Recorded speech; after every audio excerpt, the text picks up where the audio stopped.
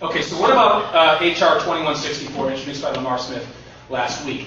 Yeah, this bill is kind of it's a sad bill for me because it's the first time in my career that I've seen the immigration enforcement movement divided on this question. And you have some organizations like CIS that have, well, CIS doesn't technically favor, they've come out and favored, the head of CIS has come out, Mark Corian, who's a friend, has come out and favored it. Yeah, well, technically CIS is supposed to be lobbying. That's the whole tax thing. But anyway, CIS is in favor. We'll say that. But other organizations have said no, we're not in favor. And why not? Well, HR 2164 does something that's great. It does impose an E-Verify mandate nationwide, and that is certainly a good thing. But the question is, at what price?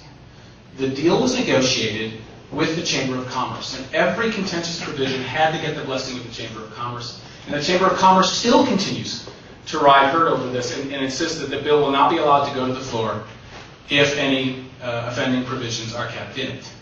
Now that is troubling to me because the Chamber of Commerce has fought against Hazleton. The Chamber of Commerce has fought against worksite enforcement in every respect. The Chamber of Commerce lobbied for amnesty in these recent amnesty fights, favors the DREAM Act, everything else.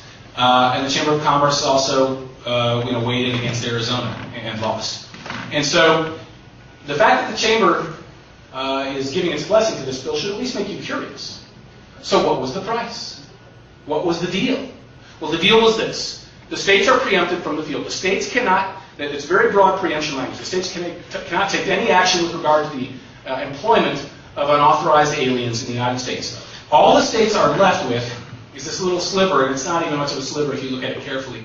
The states can take away a business license from an employer who has not signed up to use E-Verify if the employer is one of the entities that's supposed to use E-Verify, and then buried in a very pernicious way in the bill in Section 5, if the federal government has already acted against that employer.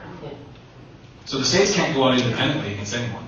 There has to be a finding that that employer was violating the law in a federal proceeding first. So, not going to happen. And so the states are pushed off the field. On top of that, and I think that's the deal breaker right there, because no one is going to, the Obama administration is not going to enforce this bill seriously. Do not imagine for a second that the Obama administration is going to be policing this and going after businesses that don't sign up for E-Verify. And then on top of that, the bill also, unlike a much better bill that Senator Grassley has drafted in the Senate, which was not drafted with the approval of the Chamber of Commerce, the HR 2164 grandfathers in all currently employed illegal aliens. They don't have to be E-Verified as long as they stay in their current job, and then as long as also they could at the back end be E-Verified if a number of things happen. For example, there's a substantial number of no-match letters that are sent to that employer. Then at some point in the future they could possibly be E-Verified, if of course the law is enforced. There's another outrageous loophole in the bill for agricultural workers. Agricultural workers don't have to be E-Verified as long as the employer is willing to assert that the guy worked for me at some point in the past. That's what it says. If the employer says that the person worked for you in the past, he doesn't have to E-Verify that employee. So these are huge loopholes. And they are the biggest problem is it drives the states off the field. The only entities that are taken seriously. No one's going to imagine, just because this bill is passed, no one's going to suddenly say, wow, the feds are getting serious now, we better watch out for ICE coming around.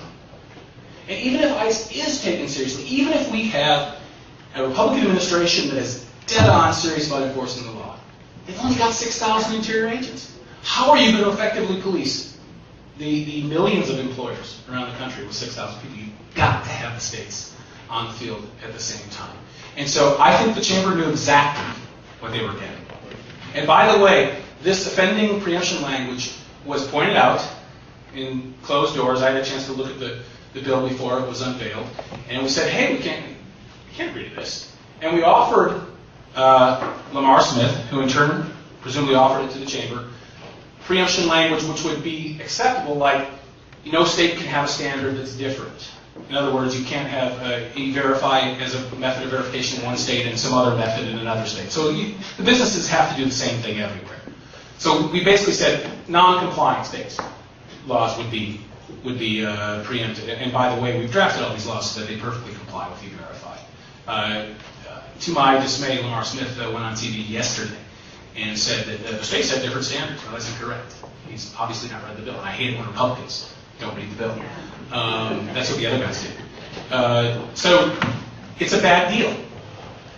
And I would say, why rush to make a bad deal? What is the fear of waiting until we have another election cycle? Every tsunami has a second wave. And I believe that our numbers are going to improve in 2012.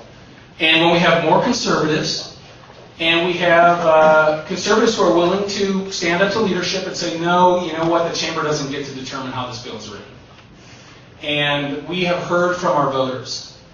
Oh, and one more thing about hearing from the voters, and then I'll close. What were the themes of 2010? I'm sure many people in this room attended tea parties. I attended many tea parties and spoke at them as well. I can tell you that the overriding theme of these tea parties was federal overreaching. Right? Federal government is spending too much, and the federal government is seizing authority that it does not have and displacing the states. Healthcare being the case number one. That is what the voters, not just Republicans, there were a lot of disaffected independents who glommed onto that and said, yeah, you're right. This is a problem. That was a driving motivation for Republicans to take a Washington-centric point of view and say, okay, states, thanks. You showed us how to do it. We're in charge now. Let the feds take over. For the federal government, for Republicans, to propose a bill that pushes the states off the field, stabs Arizona in the back right after it won its victory in the Supreme Court, is the height of political obtuseness. And if Republicans adopt that strategy, Republicans won't deserve to win similar victories in 2012. It will be as if Republicans just were tone deaf, were deaf completely to what happened.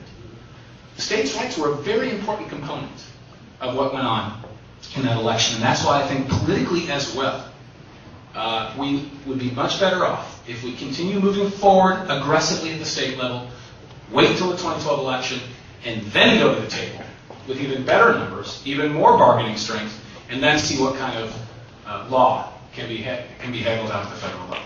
Thank you very much.